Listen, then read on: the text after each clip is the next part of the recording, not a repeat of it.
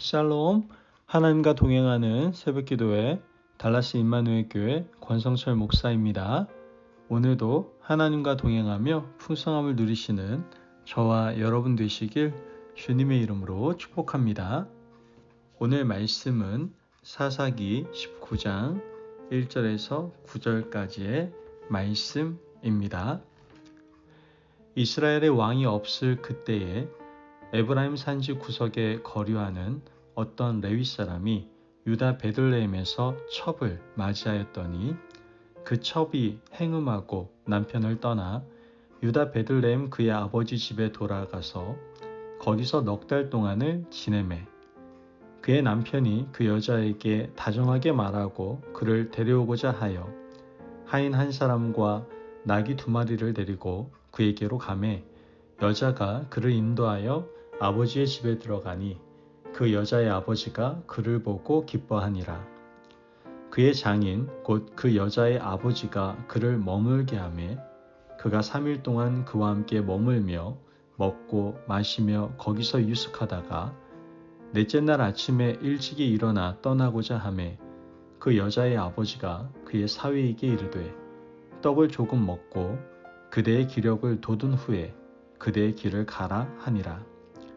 두 사람이 앉아서 함께 먹고 마시매 그 여자의 아버지가 그 사람에게 이르되 청하노니 이 밤을 여기서 유숙하여 그대의 마음을 즐겁게 하라 하니 그 사람이 일어나서 가고자 하되 그의 장인의 간청으로 거기서 다시 유숙하더니 5째 날 아침에 일찍이 일어나 떠나고자 하매 그 여자의 아버지가 이르되 청하노니 그대의 기력을 돋우고 해가 기울도록 머물라 하므로 두 사람이 함께 먹고 그 사람이 첩과 하인과 더불어 일어나 떠나고자 하매 그의 장인 곧 그 여자의 아버지가 그에게 이르되 보라 이제 날이 저물어 가니 청하건대 이 밤도 유숙하라. 보라 해가 기울었느니라. 그대는 여기서 유숙하여 그대의 마음을 즐겁게 하고 내일 일찍이 그대의 길을 가서 그대의 집으로 돌아가라 하니. 아멘. 하나님의 말씀입니다. 여러분, 제 시대뿐만 아니라 저의 윗세대들은 일본이라는 단어에 대해서 그렇게 긍정적인 생각을 가지고 있지 않을 겁니다. 아무래도 일제강점기 때 고난받고 핍박받았던, 억눌렸던 우리 민족사가 있기 때문에 아마 긍정적이보다는 부정적인 생각을 갖게 되는 것이죠. 일제강점기 시절을 잠깐 생각해보면 그때 우리 민족이 할 수 있었던 것이 무엇일까요? 힘없고 연약했던 우리 민족이 할 수 있었던 유일한 저항은 아마 몰래 숨어서 태극기를 만들고 목청껏 대한독립 만세를 외치며 그 태극기를 흔드는 것뿐이었을 겁니다. 1919년 3월 1일부터 시작된 만세운동은 온 삼천리를 뒤엎었고 비폭력 무장운동의 귀감으로써 온 세계 사람들의 마음에 큰 감동과 울림을 주게 되었죠. 나라를 잃고 헤매던 그 시대에 이와 같이 나라를 사랑하고 충성했던 사람들이 있었습니다. 그러나 반대로 그렇지 않은 사람들도 많이 있었다라는 것이죠. 앞장서서 나라를 팔아먹고자 했던 매국노들도 있었고요.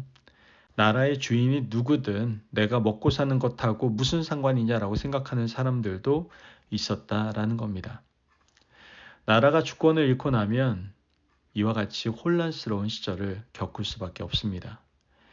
나라를 되찾고자 하는 사람, 이제는 희망이 없으니 팔아버리고자 하는 사람, 아예 이런 것 저런 거 상관없이 나만 먹고 살면 된다고 하는 사람, 이러한 사람들의 이해관계가 상충되고 부딪히면서 복잡한 일을 겪어야만 하는 것이죠. 인간의 나라와 마찬가지로 하나님의 나라도요.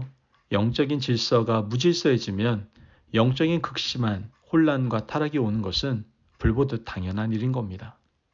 바로 사사시대가 그랬던 거예요. 사사시대를 나타내는 한 가지 키워드는 그때 왕이 없으므로라는 말입니다. 왕이 없었던 사사시대에도 마노아와 그의 아내와 같이 영적으로 깨어있는 사람들, 또한 하나님의 말씀으로 살아가던 사사들도 있었습니다. 이와는 반대로 지도자층에 있었음에도 불구하고 하나님의 말씀을 무시하며 자신의 욕망에 따라 살아간 사람들도 있었다는 것이죠. 미가와 미가의 어머니처럼 현세적인 복만 추구하고 누리려는 사람들도 있었습니다. 이것이 바로 그 시대의 현실이었다라는 것이죠. 오늘 우리가 읽은 본문에는 레위임에도 불구하고 영적인 타락과 성적인 타락으로 자신의 인생이 병들고 또한 공동체를 어지럽히는 사람이 등장하는 것을 보게 됩니다. 그는 왕이 없는 시대에 타락한 인생을 살아가는 사람이 지을 수 있는 죄악의 전형을 보여주고 있습니다. 오늘 본문 1절 말씀을 보면 이스라엘에 왕이 없을 그때에 에브라임 산지 구석에 거류하는 어떤 레위 사람이 유다 베들레헴에서 첩을 맞이하였더니, 여러분, 레위인이 첩을 맞이하였다는 말을 보면 지금 그 레위인은 정상적인 상태의 레위인이 아니라고 생각을 해야 됩니다. 당시에 율법과 제사의 집례를 맡았고 백성들 사이에 분쟁이 일어나면 재판을 담당해야 했던 사람이 누굽니까? 바로 레위인 아닙니까? 누구보다도 영적으로 깨어 있어야 되고 누구보다도 성결한 삶을 살아야 했던 사람이 바로 레위인입니다. 그런데 그런 레위인이 지금 첩을 맞이한 겁니다. 우리는 이미 레위인의 타락을 보지 않았습니까? 하나님이 주신 지역을 지키지 못하고 미가의 집에 들어가서 연봉 협상을 하고 그것도 부족해서 단지파가 와서 데려가고자 했을 때 당장 그 자리를 떠났던 그런 레위인을 우리는 분명히 보았습니다. 명예를 쫓아서 물질을 쫓아서 사는 레위인을 보았고 오늘은 성적인 문제가 심각한 레위인을 보고 있는 겁니다. 그런데 첩을 맞이한 레위인에게 좀 문제가 생겼습니다. 첩이 행음하고 집을 나가버렸어요. 친정으로 돌아갔습니다. 그러면 레위인은 그때 멈춰야만 했습니다. 그러나 멈추지 않았어요.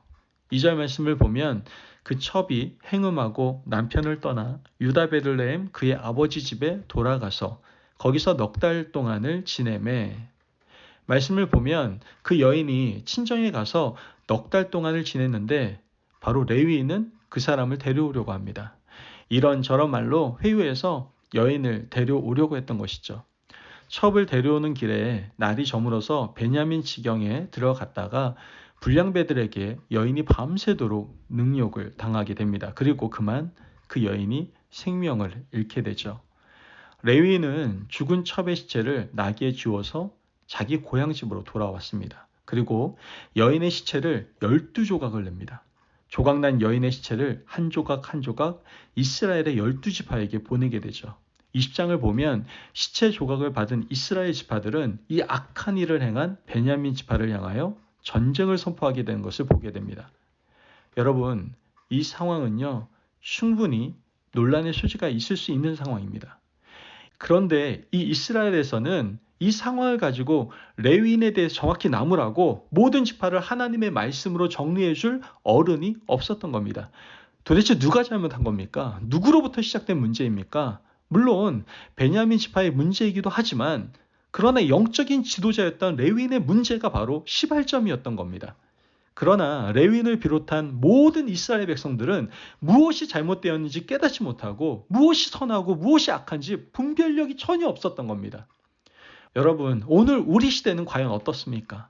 무엇이 삶의 중심에 있어야 하는지, 어떤 것이 절대적인 가치인지 모르는 혼란한 시대를 우린 살아가고 있습니다. 개인의 타락, 지파의 타락, 나라의 타락이 사사시대의 문제였던 것처럼 오늘 우리도 우리 개인의 문제, 공동체의 문제, 온 나라의 문제 가운데 지금 살아가고 있습니다. 왕이 없는 시절, 절대 진리의 가치가 상실된 시대를 지금 우리는 살아가고 있는 겁니다. 그러므로 여러분, 이 악한 시대를 살아가면서 우리 인생 가운데 잘못된 것이 있으면 과감하게 도려내시는 놀라운 은혜가 있기를 원합니다.